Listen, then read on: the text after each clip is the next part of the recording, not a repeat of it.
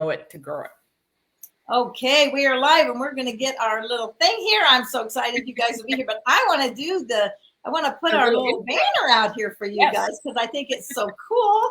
But I got to find it first because we were just having so much fun talking. So here we go. Let's put our countdown on here.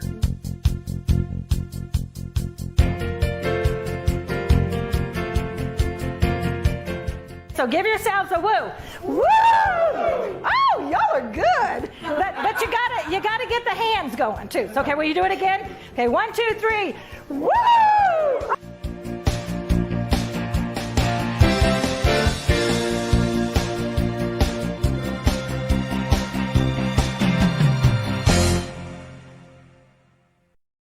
Okay, now we're really here. Good morning. Good morning. And how are you today there in Kansas City? Well, I'm getting ready to go out in the garden. It's been beautiful here the past 4 or 5 days. It's been in the 70s and low 80s. Oh, wow. That's great. So yes, it's been great. And so, it's no rain. Well, we're supposed to get rain tomorrow, but that's okay. That's okay.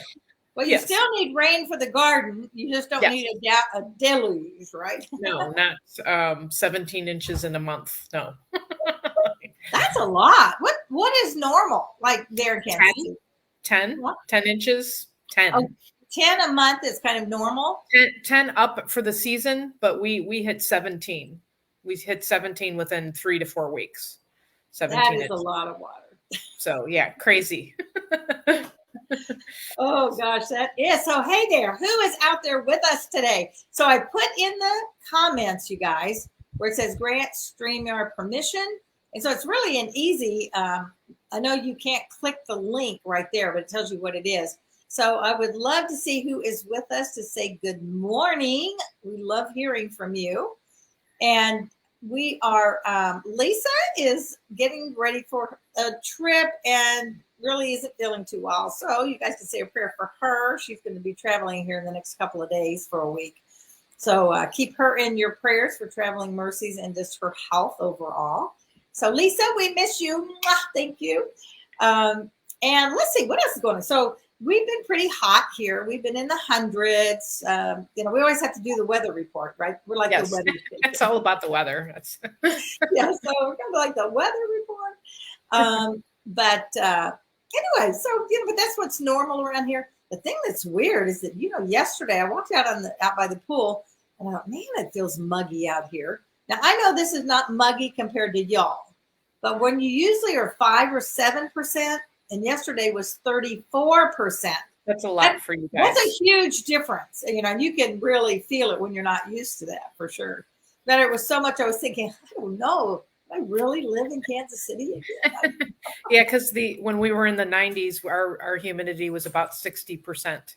Oh, so that's a lot. That is a lot. You'd walk out, you'd just step outside and you start to sweat. I mean, it was crazy, terrible. Crazy. That really is. It really is. Well, take a few minutes and tell us how your garden grows. How are you doing? How's your garden going? We're doing well. I'm working on a community garden, which is an acre. And we've got about half planted, and we decided to stop at the half acre instead of the full acre, just because manpower and weather and all of that, because we really were knocked out, like we lost a month because of the rain. Oh, I bet you did. Wow. So now we're playing catch up, and all of those warm weather plants like tomatoes and squash and beans. Beans are starting to come in. What else we have in there? We have cantaloupe. Those are doing good. Watermelon's doing good. So we've got all of those fun, super heat vegetables are starting to thrive. So we're totally thrilled. We thought we were going to lose all our tomato plants, but those are coming back too. So because you have to have tomatoes. Well, yeah. How can you have a garden without tomatoes, right? And how is your garden? Speaking of gardens, how is your garden? Well, we're not having as much luck. So I have lettuce growing. So something we had wasn't growing well, so I pulled it out and I planted more lettuce. So now the new little lettuce is coming up. It's like bib lettuce, right? That you got up. And it is and we did 2 pepper plants, and they're growing like crazy. Unfortunately, I don't even like peppers, but Bill does, and but we have rosemary and basil and stevia, and those are going great. Yeah, so those are good plants for the summertime. It'll be interesting to see what your lettuce does, because generally lettuce is not a hot weather plant unless it's specific. Yeah, you usually the beginning of the season, when it's cool temperatures, or at the end of the season. And I don't know what that means for you guys out in Vegas. Does it ever get in the 50s, 60s? No. Not at this time of the year. It's good if we're down 65 would be a nice cool evening, but I was going to say that's a perfect temperature. No, we're not going to have any of those. So they might, they probably won't make it. But it's kind of fun. So I actually took some of the rosemary. I know y'all turned in for a garden show, didn't you? I took the rosemary and not the rosemary. Was it? Yeah. I guess it was rosemary. Is that what I told you that I had? You said basil and rosemary? Yes. Okay. So the rosemary, it was getting so big. So we looked it up on YouTube, Kathy. How do you look at something on, look it up on YouTube? And it said, don't cut down in the heavy part of the stalk. Do it before it flowers or something. So I did cut a bunch of it and dried it out. And after it dried, I kind of let it dry in the sun because it dried out really fast. You've got the perfect dehydrator outside. I do. And then I just kind of did it all up, and I have a little jar that has the rosemary in it. So I thought, oh man, I'm so cool. That's cool. You did it. Yay. So it is kind of fun from that standpoint. The stevia I'm still dealing with, so I might have to send you a private message, but yes. I look it up, and you can, when you chew on the leaf, when you taste the leaf, it's very sweet. You can dry that and put that in tea. Well, and I would try to do that, and I did dry it, but I don't know. It must take an awful lot of it because I couldn't really tell that it was really sweetening like my liquid drops that I have. I don't know what they do, but man, they get the high potency of the. Oh yeah, they definitely. Yeah, it probably takes a lot more leaves. I grew stevia one year, and if you pick it fresh, it does have a sweetness. That's the kind of cool. You can just actually taste the sweetness in your mouth. So and you have the perfect environment for that plant because it's a tropical plant. So it is in the heat. Mm-hmm. Yes, It didn't do well in Kansas City after November. Well, no, there's just not quite enough heat there. So good morning, Karen and Kathy. Rain, heat. Each day in Kansas City is a surprise. Angela, good morning. I hope you're having a good trip. We missed you this month for lunch. All right, so we have a wonderful word today, and Laura, you picked it out. So guess what? You get to start us off. Why did you get to start us off? Well, our word today is edify or edification. So that is always front and center for me when I'm networking, because I'm always I've been taught to observe and study people and things and patterns and all of those kinds of things. And one thing I notice, you see certain people that edify others, and then you don't see people that edify. And basically edify means lift up. I looked it up in the dictionary and it said spiritual uplifting. We do edify God. We praise him. We do that piece. Why? I always ask questions. So why can't we do that for each other? You do see it in business a little bit, but not a lot, which is kind of sad. So edification or edify is lifting somebody up. It's you're having a conversation and you flip it to, tell me about yourself, or I just talked to so-and-so, and, you make a post. I talked to so-and-so and she's wonderful at this. And Delinda, you do that really well with edifying others. And I think that's also a characteristic of leadership. It's somebody that's not self-focused. They're focused this way instead of this way. And I wonder if that would change our world if we edified others a little bit more often. So edify was in my head lately. So yeah, what a thought, right? Really, it would change the world if we were really watching, if more people would really watch and see how they could encourage, because another word that's used for edify also is encourage. So if you encourage or lift up, edify other people, if everybody did that, or even a greater percentage, it really would make a total difference in the world. Businesses would run totally different. You wouldn't have to teach classes on customer service, because if you were edifying and lifting up your customers, they would stay with you. You wouldn't have to worry about that, right? It's actually a simple concept. Yes. But I think sometimes people are one of the things I noticed through the years is that I think I know that there are those who feel like if they make other people look better, that it makes them look worse. It's like, it's a weird thing, but I know there's that weird, it probably gets involved with pride and ego, all those self-esteem, all of that. Mm-hmm. Yes. Yeah. So, but the truth is, it's just the opposite. The more you uplift others, the better you look. I mean, the people notice the kind of person. It shows your character, that you do care about others, that you're not egotistical, because if you're always looking at how you can make others look better, helping them to shine, that's one of my, we had that word last week. What's really fun is I don't always pick the words, but when you guys pick, it's like, oh, that's another one of my favorite words. But so true, encouraging others. And you never know by edifying somebody else what that's going to do for that other person. Because, we never know people's stories. We don't know what the stories are in their heads. We don't know what's going on in their life. And if you said, oh, so-and-so today did a wonderful job of whatever, that could have made their day. It could have turned their day around. Who knows? You just never know. And like Angela said here, she said, turn our focus on God first, then others. If we're focused on God and that whole faith piece, all of that, why would we be so self-centered? God loves us and is focused on us.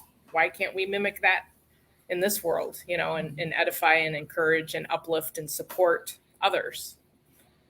Absolutely. And I think it's that the thing of, if we, so many times as humans,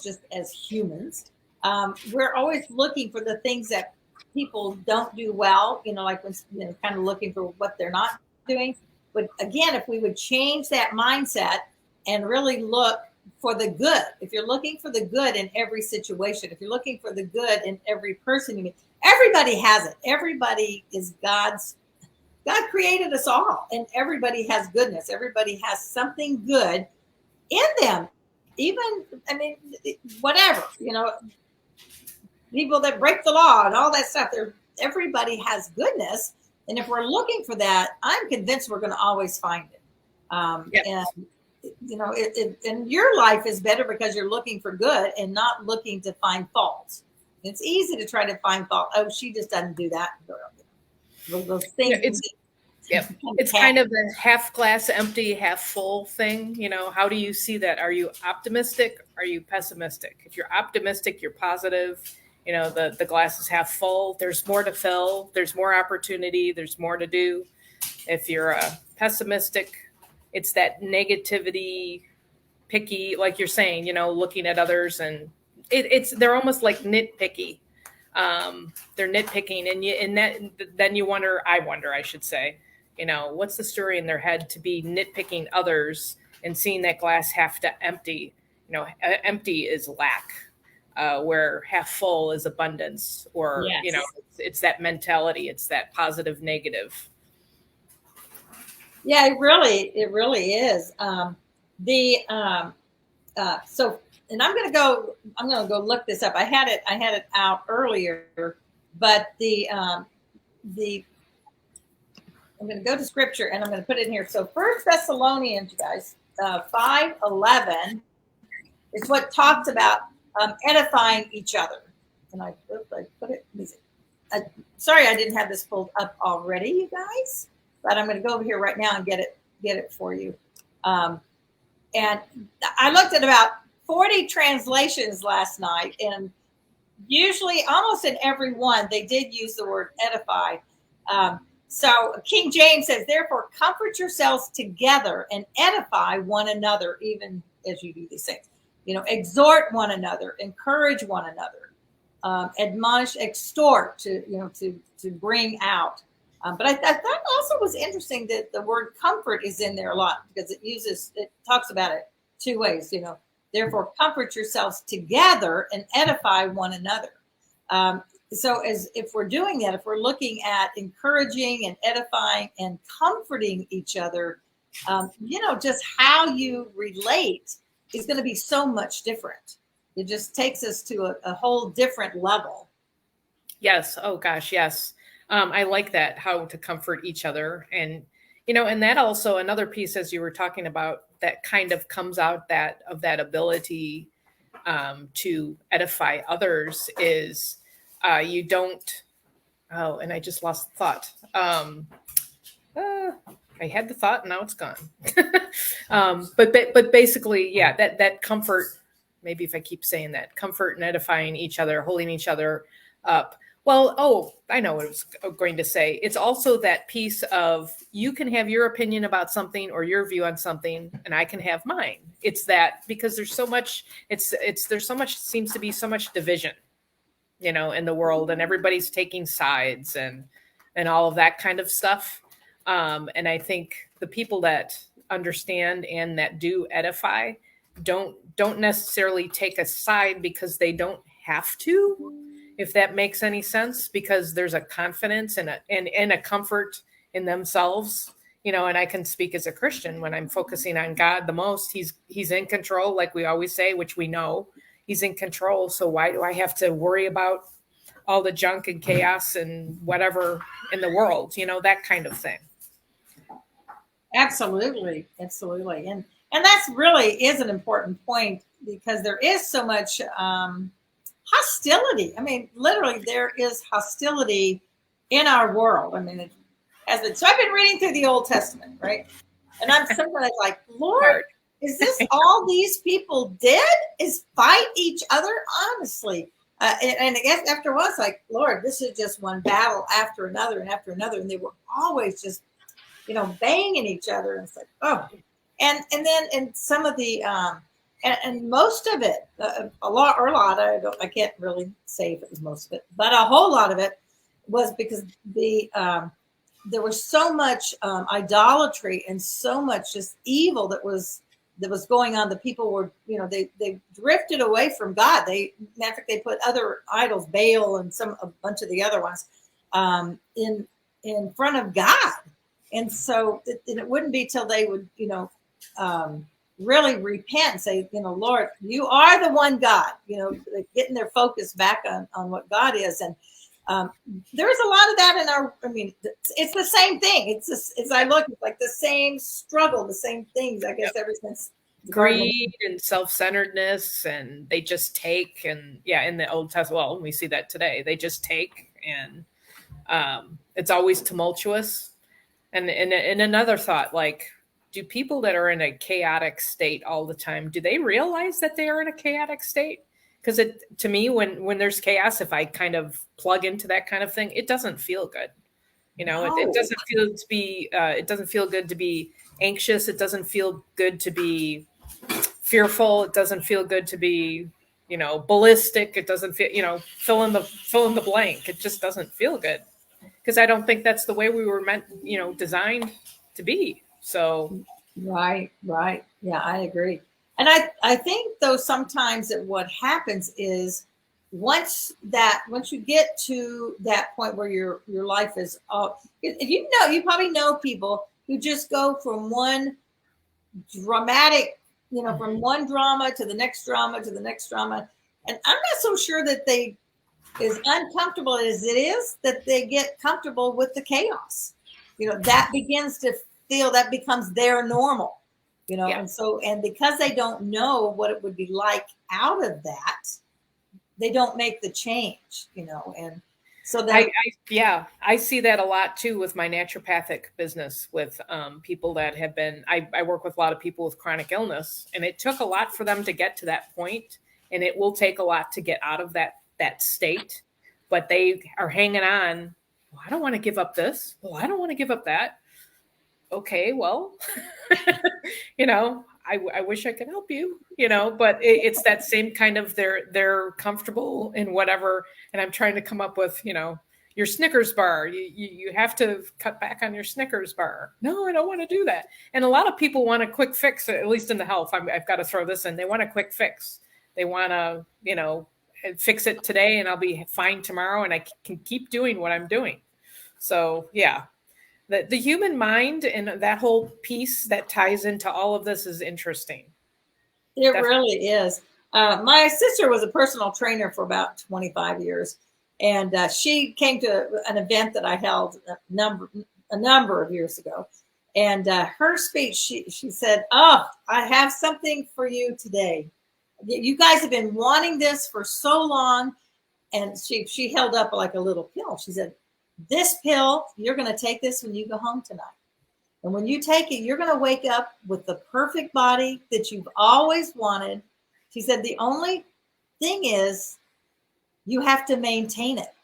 Her whole speech goes on then to talk about, we all want the quick fix, but the truth is you could wake up tomorrow with the body and the health that you want. But if you continue to do what you're doing, you're going to be right back where you were before you took the pill, right?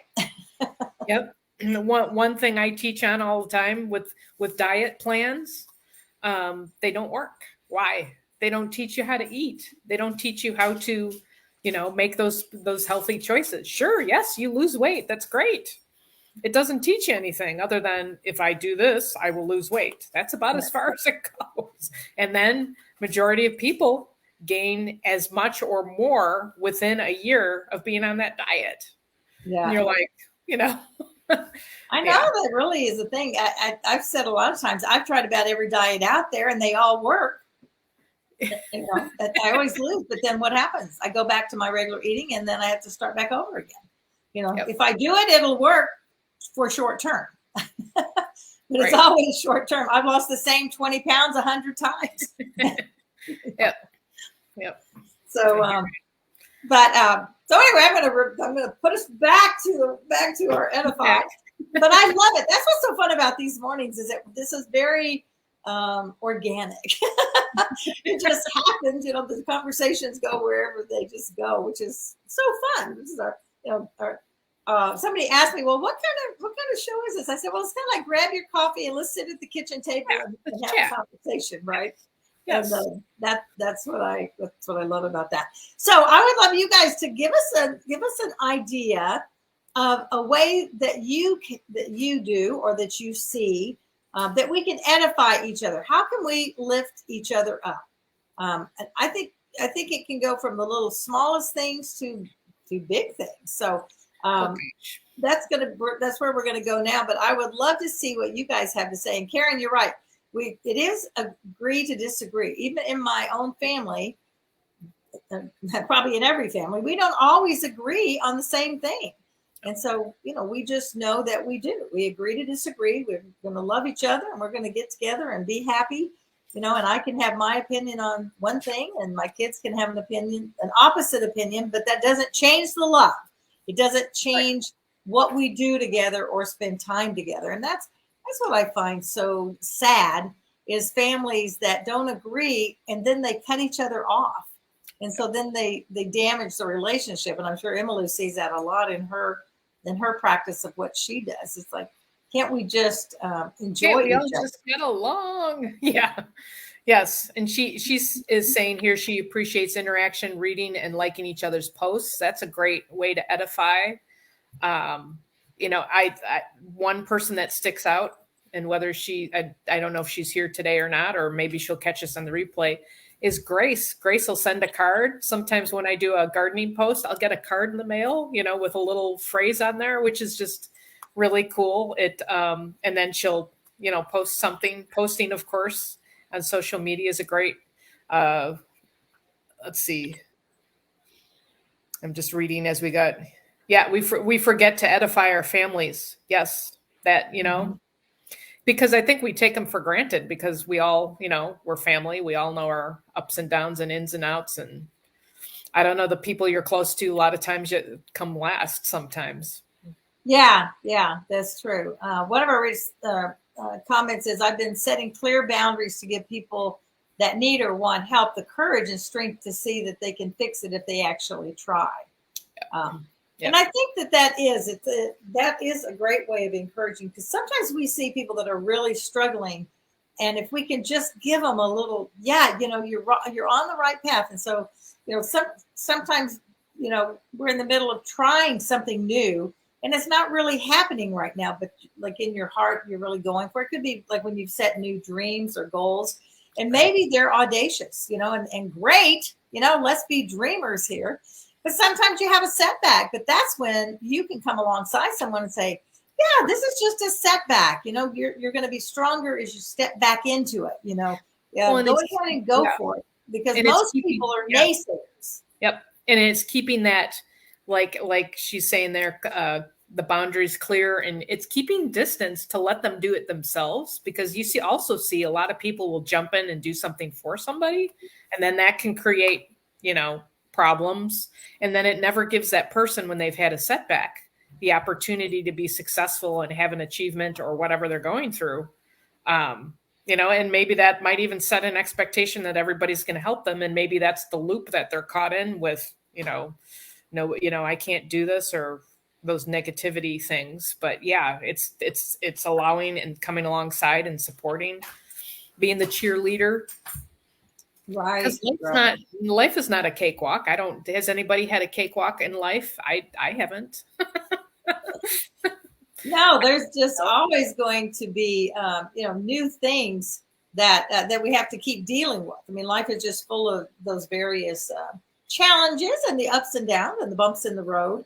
And as we see somebody going through those, and I think you're right, you really hit on a good thing there, Laura, is that it's not our job to fix it, but if we can just encourage them to keep going, and if you have an idea, certainly share the idea, but don't pick it up and do it. And that's a thing that I think with our kids, I think back to when my kids were young, they're little, and you kind of do it for them, but at some point you have to let them begin to make the choices, right? Show them that, okay, here's one side and here's the other side. If you choose this is going to have these consequences. So you get to choose, but allowing them to, at whatever point, and actually it starts in little pieces all along the way.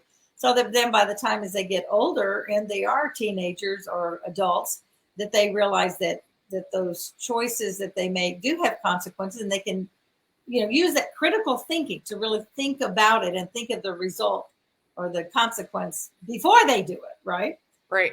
But really lifting them up and encouraging them to make those decisions, to make those hard choices. Sometimes they're hard choices, to stretch out of their comfort zone, whatever that might look like.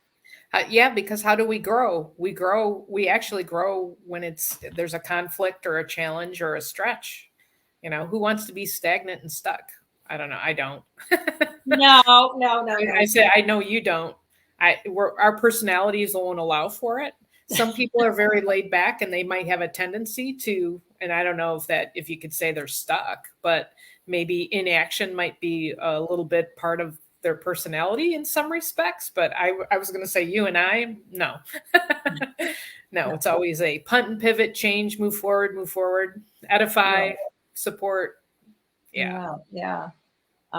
I think somewhere along the lines, I'm not sure, I'd have to give this a little bit more thought, but somewhere along the line, I realized that my life was much easier if I would just embrace the change and go with it, as opposed to trying to resist it and stop it, because that doesn't work anyway, right?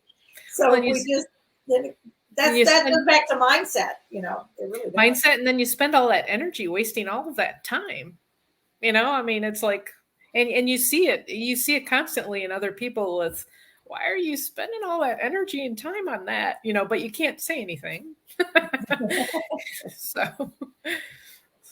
I think, Laura, let's just bat some back and forth. So I think a way of encouraging somebody is just smiling and giving a nod. You can just be watching them and just smile, and just that little nod that, yeah, you're okay. It's all right.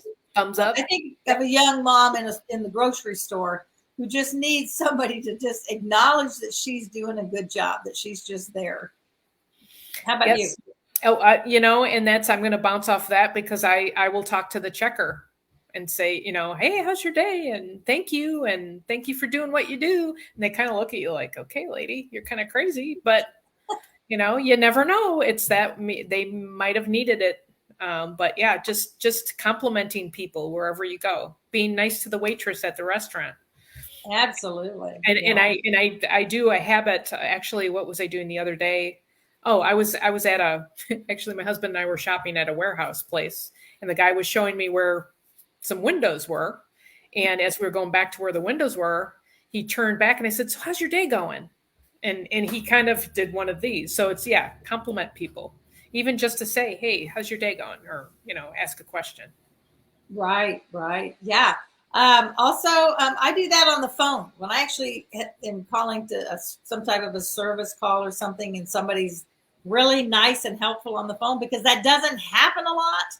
No, I really notice it, and so No, I it always doesn't. point it out and say, "Oh, you are so good on the phone." I said, "I bet your boss loves having you around," and I can almost feel them Smiling. like Yes. smile when they get that. So those are little ways that we can encourage. And I'm going to point out, Kathy Weaver, who is on here this morning, is amazing at that. She is a master edifier.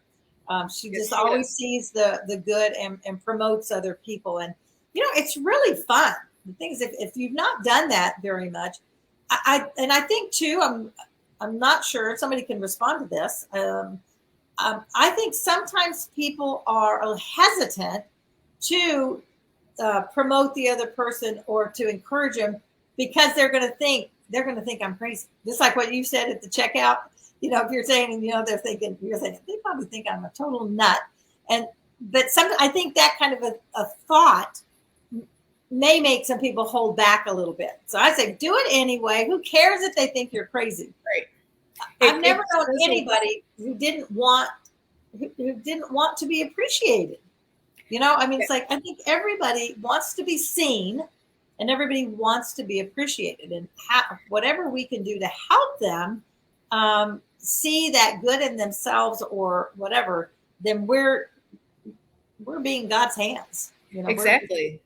Like, like Kathy said here, if you see someone without a smile, give them one of yours. I mean, yeah, I love that. That's great. We never know what somebody is, what they're going through. But, the person that doesn't reciprocate or edify, that kind of shows their character in some respects. When you do edify, it shows your character. That's just kind of a little brainiac thought, but it shows the character of a person on how you treat others. And as believers, like what you just said, we're supposed to be shining the light. Jesus loved the sinners and the tax collectors and ate with them. Who are we to think that we're above everybody or whatever's going on in our heads? Right. And depending on the day, what could go through. Yeah, exactly.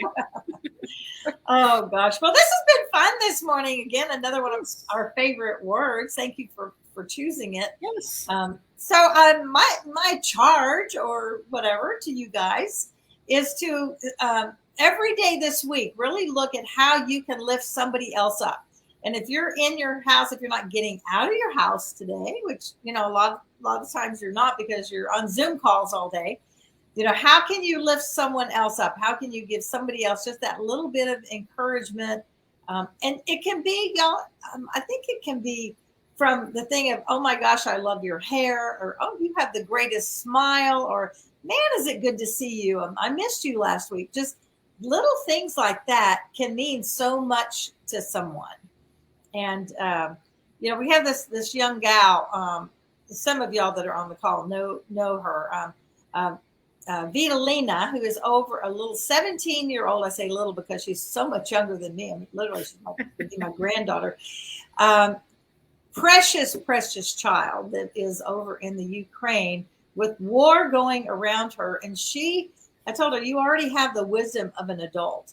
And she knew that she had to do something positive so that her mind just didn't stay stuck with all the war and the stuff that's going on in her world. And that sweet girl reached out to me yesterday, and because we've been keeping in touch with each other, And she said, well, I just wondered, did you get over your cold? Are you feeling better? And I thought, now here she is in the middle of the war zone, concerned about me. If did I get over my cold? I mean, was that the sweetest thing ever?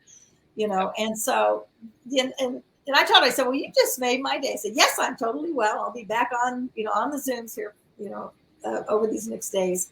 But just the things that like you said, Laura, you don't know what a difference it can make to someone. Just the fact that you care enough to reach out to them, someone that, and Jennifer would always say, think of 5 people. That was always her challenge. Think of 5 people that you can reach out and just have a touch, whether it's a card or a phone call or an email message thinking about you. So many ways that we can reach out and make a difference. But certainly when we're in person, when we're face to face, anytime we can just lift that person up a little bit, and you can just almost see them raise their countenance.